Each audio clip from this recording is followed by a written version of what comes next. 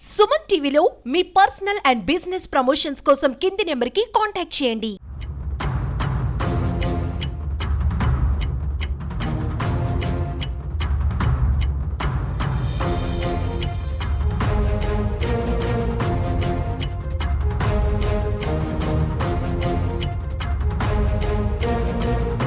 కడప జిల్లా ప్రొద్దుటూరులో నవంబర్ 12వ తేదీన జరిగినటువంటి దొంగతనానికి సంబంధించి నంగనూరు పల్లెలో ఇంటి దొంగతనం చేసిన విషయం మనకు తెలిసిందే.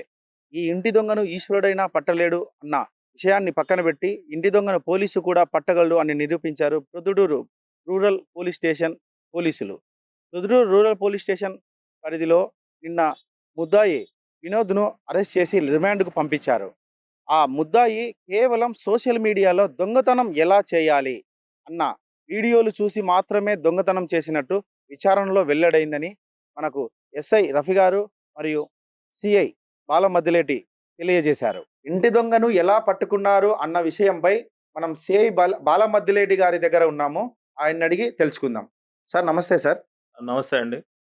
ఈ మధ్య కాలంలో నవంబర్ 12వ తేదీన ప్రొద్దుటూరులో జరిగినటువంటి నంగనూరుపల్లె గ్రామంలో జరిగినటువంటి దొంగతనాన్ని మీరు ఎలా ఛేదించారు మాకు తెలియజేయండి సార్. 12వ తారీఖు ప్రొద్దుటూరు మండలం నంగనూరుపల్లి విలేజ్‌లో ఆర్టీసీలో ఏఎస్ఐగా పనిచేసేటువంటి మునయ్య అనే ఇంట్లో ఒక దొంగతనం జరిగింది. దానికి సంబంధించి మా ప్రొద్దుటూరు రూరల్ పోలీస్ స్టేషన్‌లో కంప్లెయింట్ ఇవ్వగా దానిపైన కేసు నమోదు చేసి దర్యాప్తు చేశాము.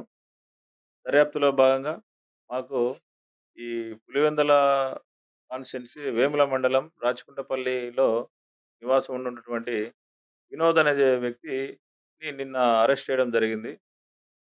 అరెస్ట్ చేసి అతన్ని విచారిస్తుండగా, ఆ విచారణలో ఏందంటే, అతను ఈ నంగనూరుపల్లి విలేజ్‌లో మున్నయ్య ఇంట్లో రాత్రి అతను బ్యాక్ డోర్ నుంచి డోర్ ఓపెన్ చేసి పగలగొట్టి, బీరువాలన్నీ పగలగొట్టి, తర్వాత అందులో నుంచి 15 తులాలు 15 తులాల గోల్డ్‌ను అతను ఎత్తుకెళ్ళిపోవడం జరిగింది.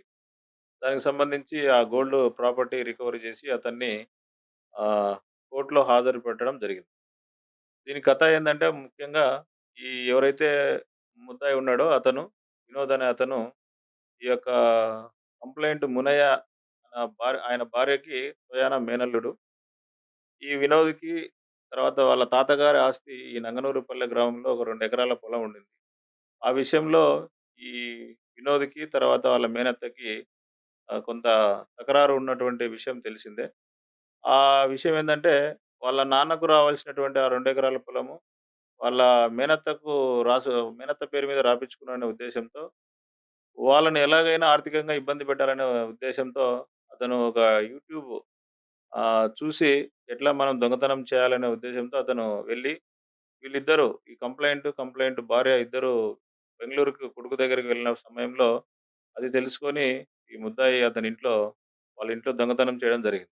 దొంగతనం చేసి ఆ బీరువాలన్నీ పగలగొట్టి అక్కడున్నటువంటి విలువైన ఆభరణాలు తీసుకొని, తర్వాత ఇంట్లో మొత్తం కారం పొడి అంటే మొత్తం ఇతను సంచరించినటువంటి ప్లేస్ అంతా గూడా కారం పొడితో చల్లేసి, ఎందుకంటే ఎక్కడా గూడా ఈ డాగ్ స్క్వాడ్ అది గుర్తుపట్టకూడదనే ఉద్దేశ్యంతో అతను ఆ విధంగా చేసి ఆ ప్రాపర్టీని తీసుకెళ్లడం జరిగింది.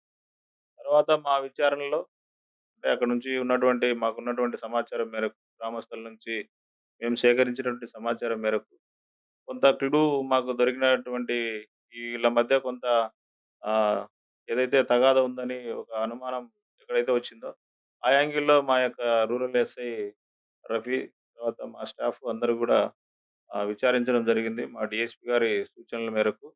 దాని ప్రకారంగా ఆ యొక్క ముద్దాయిని మేము అరెస్ట్ చేసి, అతన్ని విచారిస్తే ఈ రకమైనటువంటి సమాచారం మనకు తెలిసింది. తర్వాత ముద్దాయిని అరెస్ట్ చేసి రిమాండ్ చేయడం జరిగింది.